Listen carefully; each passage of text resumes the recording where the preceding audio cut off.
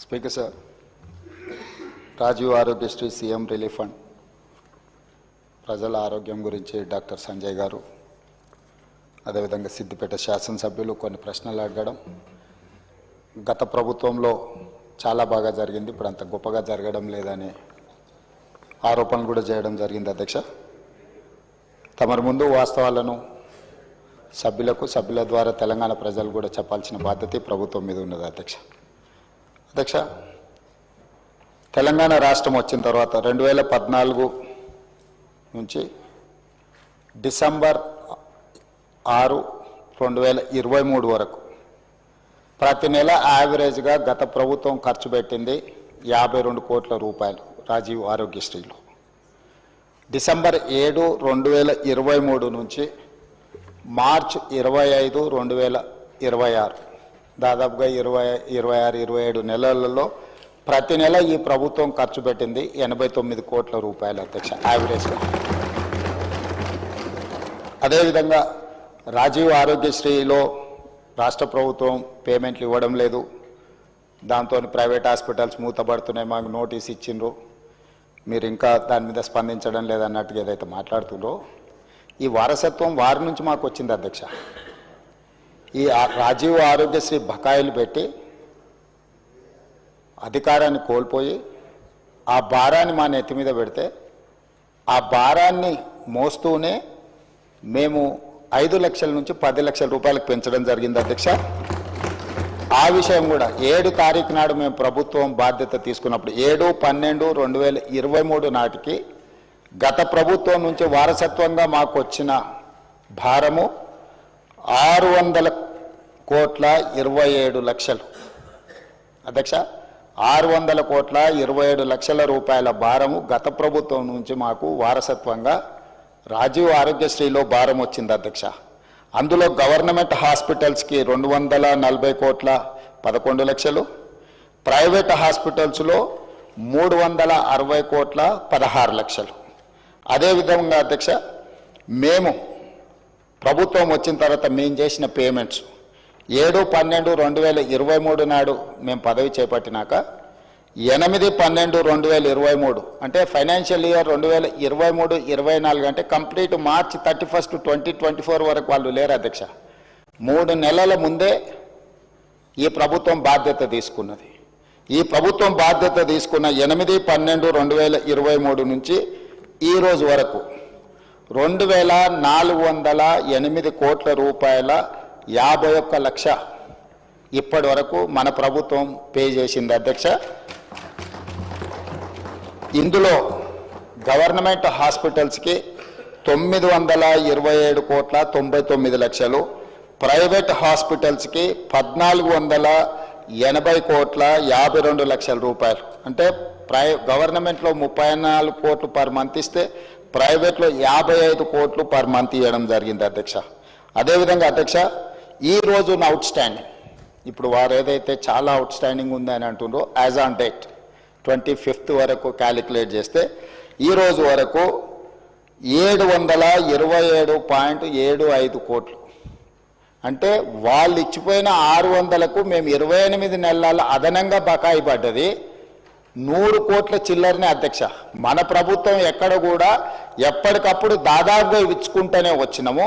పాత బకాయిలను తిరిగి చెల్లించడానికి ఆ భారాన్ని వదిలించుకోవడానికి ఇప్పుడు కష్టమవుతుంది. వాటిని కూడా ఏ విధంగా చెల్లించాలనే ప్రణాళిక మనం చేసుకుంటూ వస్తున్నాం. అధ్యక్ష, అందులో కూడా గవర్నమెంట్ హాస్పిటల్స్కి ఎక్కువ బకాయి ఉంది. గవర్నమెంట్ హాస్పిటల్స్కి 496.31 కోట్ల రూపాయలు బాకీ ఉంటే ప్రైవేట్లు ఉన్నది 231.44 కోట్లే. అధ్యక్ష, సో ప్రైవేట్లో బకాయిలు చాలా తక్కువ ఉన్నాయి. ప్రైవేట్ హాస్పిటల్స్ రాజీవ్ ఆరోగ్యశ్రీ నిధులు ఇవ్వకపోవడం వల్ల ట్రీట్మెంట్ అందించడం లేదు, దానివల్ల పేదలకు అన్యాయం జరుగుతుంది ఏదైతే అపోహ కల్పించే ప్రయత్నం చేస్తున్నారో వాస్తవ వివరాలు ఇవి. అధ్యక్ష,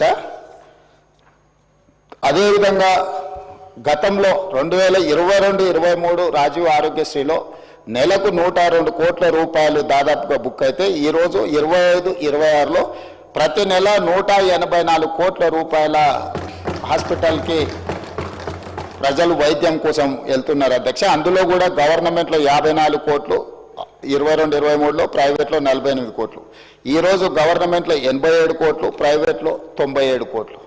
సో అన్ని రకాలుగా పేషెంట్లు పెరగడమే కాకుండా 5 లక్షల నుంచి 10 లక్షలకు రాజీవ్ ఆరోగ్యశ్రీ ఏదైతే ఇన్సూరెన్సు ఇతర వ్యాధులను కూడా అందులో చేర్చడం వల్ల ఈరోజు దాదాపుగా మోర్ దాన్ డబుల్ ఈరోజు వాళ్ళు వాడుకోవడం జరుగుతుంది అధ్యక్ష. అదేవిధంగా ఈరోజు అంతకుముందు సీఎం రిలీఫ్ ఫండ్ ఒకసారి తీద్దాం అధ్యక్ష. సీఎం రిలీఫ్ ఫండ్ చెక్కులలో జరిగిన అవినీతి వెనకాల ఎవరు పిఏలు ఉన్నారు, ఎవరు ఆఫీసు సిబ్బంది ఉన్నారు, నిన్న మన కేసులు కావడము, ఇవన్నిటిని ఎవరైతే పేద పేరు మీద చెక్కులు తీసుకెళ్ళి ప్రైవేట్ ఖాతాలలో వేసుకొని ఎట్లా సీఎం రిలీఫ్ ఫండ్ను దుర్వినియోగం చేసిండ్రో కేసులు ఉన్నాయి, విచారణ కూడా జరుగుతుంది అధ్యక్ష. కానీ మన ప్రభుత్వం వచ్చిన తర్వాత సీఎం రిలీఫ్ ఫండ్ కానీ రాజీవ్ ఆరోగ్యశ్రీ కానీ ఎమ్మెల్యేలకు ఆన్లైన్లో వెబ్సైట్ ఇచ్చేసి డైరెక్ట్గా ట్రాన్స్పరెంట్గా ఎవరైనా అప్లై చేసుకునే వెసులుబాటు కల్పించి క్లియర్గా ఇస్తున్నాము. మేము ఈరోజు సీఎం రిలీఫ్ ఫండ్ ఈ 27 నెలలలో 2046 కోట్ల రూపాయలు సీఎం రిలీఫ్ ఫండ్ ఇచ్చినాం అధ్యక్ష. 2400 రాజీవ్ ఆరోగ్యశ్రీలో 2040 దాదాపుగా 4500 కోట్ల రూపాయలు ఈ 27 నెలల్లో పేదల వైద్యం కోసము ఈ ప్రభుత్వము సంపూర్ణంగా ప్రయత్నం చేసింది. ఇది సరిపోతుందంటే ఇది సరిపోదు అధ్యక్ష. మేము ఎప్పుడు ఇది సరిపోయింది ఇంకా ఇది ఇంతకంటే ఎక్కువ చేయలేమంటలేం. అందుకే ఈరోజు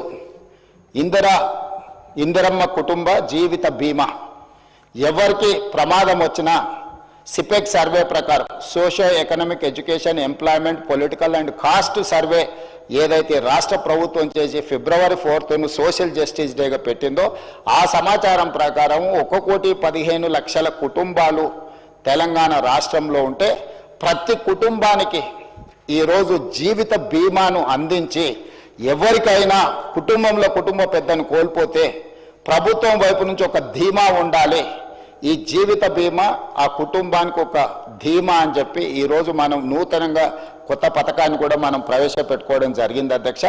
ఈరోజు పేదలను ఆదుకోవడానికి అన్ని రకాల ప్రయత్నాలు చేయడమే కాకుండా ఈరోజు 35 గవర్నమెంట్ కాలేజెస్ ఉన్నాయి అధ్యక్ష. రాజీవ్ ఆరోగ్యశ్రీని భవిష్యత్తులో ఏవైతే టీచింగ్ కాలేజెస్ ఉన్నాయో, ఇక్కడ చాలామంది కాలేజీల యజమానులు ఉన్నారు, private medical colleges nursing colleges నడిపేవాళ్ళు. టీచింగ్ కాలేజెస్కి ఏమో పేషెంట్లు రావటం లేదు, చాలా వాటికి పేషెంట్లు పోయే దగ్గరనేమో ప్రొఫెషనల్స్ లేరు. దీన్ని ఆలోచన చేసి అందుకే దీని మీద వివరంగా ఇంకా చర్చ చేస్తాం. ప్రభుత్వం అన్ని స్థాయిలో మేము ఈరోజు అందరి నుంచి సమాచారం సేకరించినాం.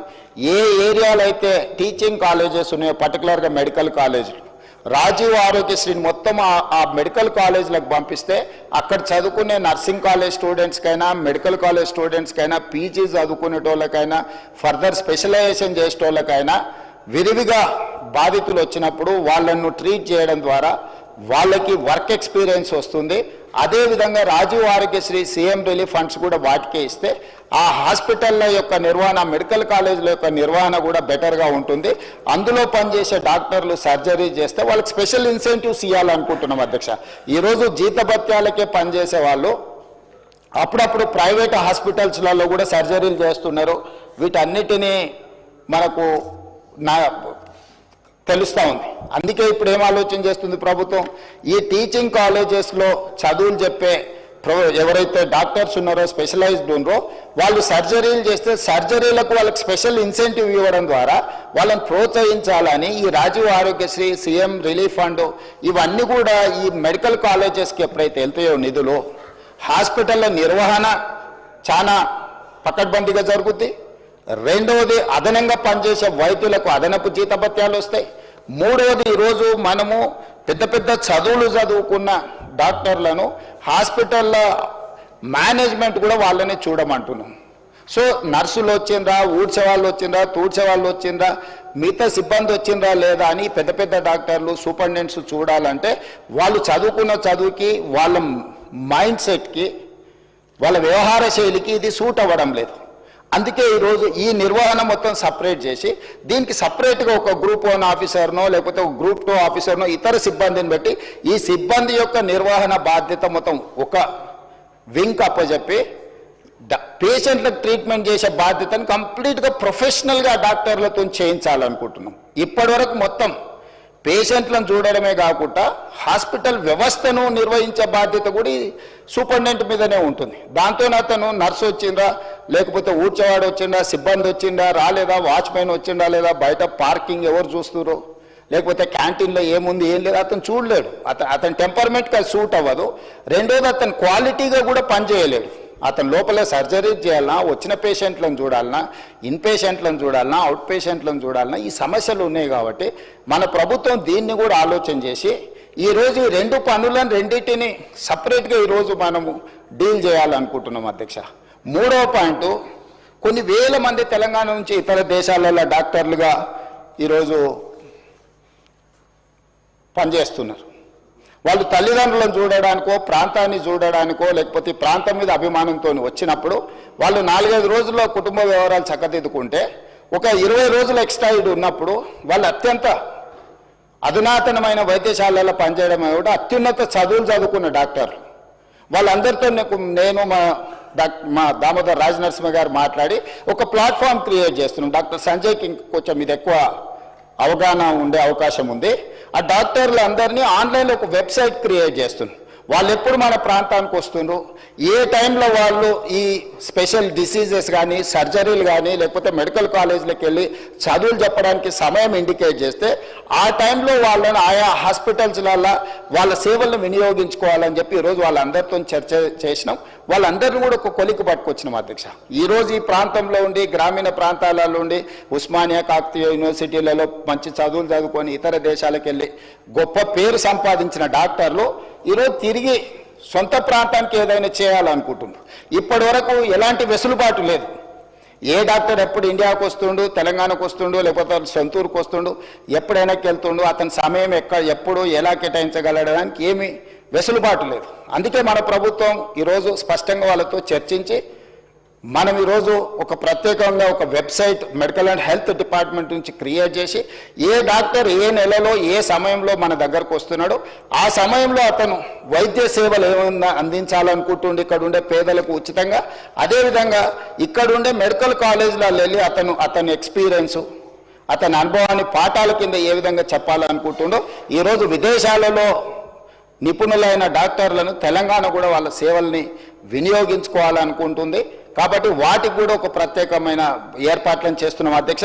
అదేవిధంగా టీమ్స్ ఈరోజు వరంగల్లో కానీ, అల్వాల్లో కానీ, లేకపోతే ఎల్బీ నగర్లో కానీ, సనత్ నగర్లో కానీ, నిమ్స్ కానీ వీటన్నిటిని కూడా స్పెషలైజ్డ్ హాస్పిటల్స్ కింద చేయడమే కాకుండా ఈ CM relief fund, Rajiv Aarogyasri, LOC ఈరోజు ఇప్పుడు ముందుగానే మనం లెటర్ ఇవ్వాల్సిన పరిస్థితి. ఇప్పుడు ఓన్లీ నిమ్స్కే ఇస్తున్నాం నాకు తెలిసినంత వరకు. సో ముందస్తుగా ఎవరికైనా ఇబ్బంది వచ్చినప్పుడు వైద్య సహాయం అందించాలి అంటే నిమ్స్కి తప్ప మనం ఎల్ఓసి ఇస్తలేం. ఎందుకంటే ప్రైవేట్ హాస్పిటల్స్కి ఇస్తే మిస్యూజ్ అవుతుందని రకరకాల ఆరోపణలు, ఇవన్నీ కొన్ని సమస్యలు ఉన్నాయి. అందుకోసమని ఈరోజు ఈ హాస్పిటల్స్ని అన్నిటిని కూడా బాగా చేసి రాజీవ్ ఆరోగ్యశ్రీ ద్వారా కానీ, సీఎం రిలీఫ్ ఫండ్ ద్వారా ఏదైతే మనం ఫండ్స్ ప్రైవేట్ హాస్పిటల్స్కి ఇస్తున్నామో ఈ నిధులను కూడా ఈరోజు సనత్ నగర్, అల్వాల్, ఎల్బీ నగర్, అదేవిధంగా ఉస్మానియా యూనివర్సిటీకి ఈరోజు ఎన్నో ఏళ్ళ నుంచి మీకు తెలుసు ఉస్మానియా హాస్పిటల్ 100 సంవత్సరాలు పైబడ్డది, ఇంకా అక్కడే ఉంది. దాన్ని ఇతర ప్రాంతాలలో నిర్మించాలంటే రకరకాల వివాదాలు జరిగినాయి. ఉన్న హెరిటేజ్ బిల్డింగ్ను కూడా గత ప్రభుత్వం కూలగొట్టాలనుకొని రకరకాల చర్చలు జరిగినాయి. నేను వివాదాల జోలికి వెళ్ళదలుచుకోలేదు. ఈరోజు గోషమహల్లో 30 ఎకరాలలో 3,000 కోట్ల రూపాయలతో ఉస్మానియా నూతన భవనాన్ని ఈరోజు 2,000 పడకలతో మనం నిర్మించుకునే పనులు మొదలుపెట్టిన పనులు వేగంగా జరుగుతూ ఉన్నాయి.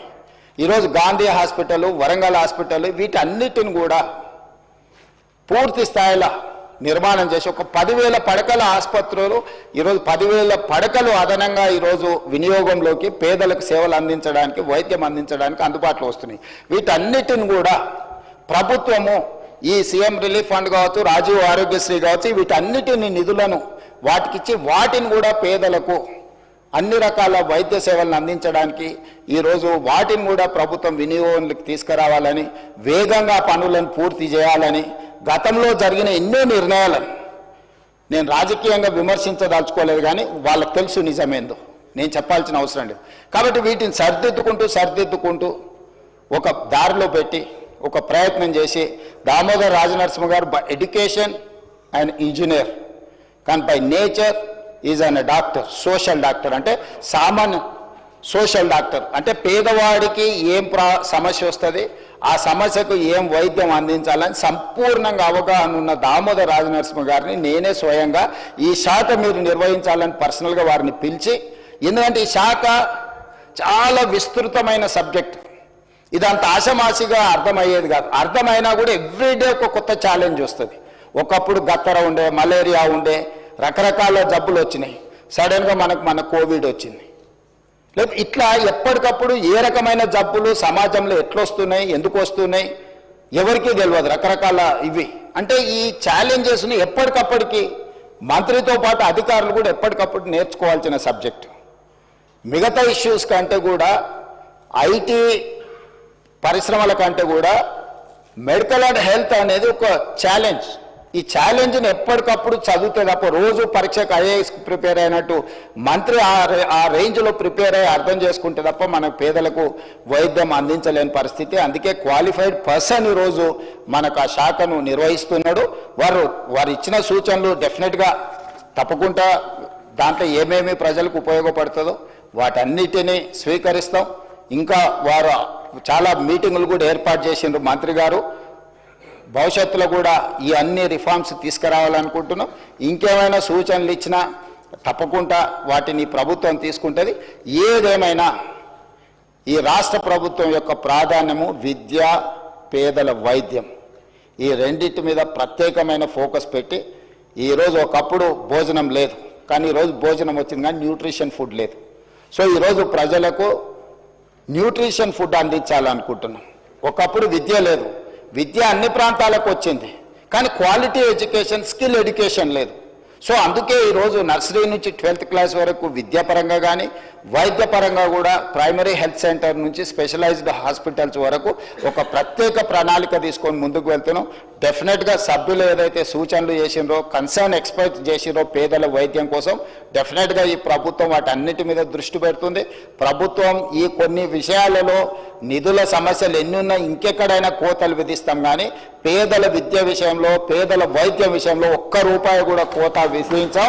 అవసరమైన మేరకు నిధులను అందించి ఒక మంచి రోల్ మోడల్గా రాష్ట్రాన్ని ముందుకు తీసుకెళ్తాం తమ ద్వారా సభ్యులకు తెలియజేస్తున్నా. అధ్యక్ష,